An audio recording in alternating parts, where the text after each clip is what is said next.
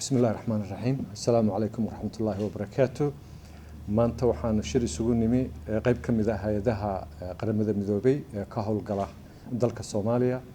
kuwaas ay ka mid yihiin hay'adda UN OCHA, hay'adda IOM, UNICEF, hay'adda UNFPA, hay'adda UNHCR iyo hay'adda WHO oo dhammaantood ah hay'ado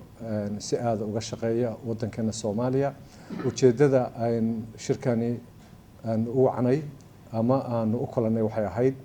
sidii looga shaqeyn lahaa si dhabana la isaga kaashan lahaa soo celinta walaalaheena Soomaaliyeed iyo muwaadiniinteena ee dalka Suudaan ku noolaa ee dhibaatada dagaalku ay saameysay ilaa iyo hadda dad 1000 qof ah ayaa ka soo gudbay xuduudaha qaar badan oo kamid ah siyaabo kala duwan ayaa waddanka ugu soo laabteen oo cir iyo dhulba leh qaarna wali waxay noogu dhiman yihiin meelaha ka soo galeen waxaanu jecelnahay inaan ka shaqeyno soo celintooda ilaahay idinkii shirkayagu muhiimadiisa ugu weyn waxay ahayd sidii ilaa iyo hadda wixii qabsoomay iyo wixii caqabado aan la kulanay aanu isu wadaagsan lahayn isla mar ahaantaasna aanu u qaadan lahayn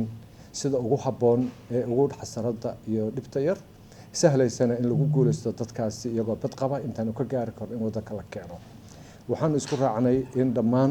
qolo waliba ay doorkeeda qaadato loona wada shaqeeyo si isku mid ah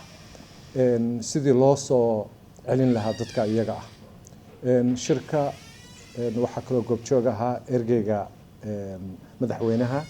ee arrimaha soo galootiga iyo xuquuqda carruurta iyo howlwadeennada xafiiska ergeyga iyo sidoo kale howlwadeenno kale oo ka yimi wasaaradda arrimaha dibadda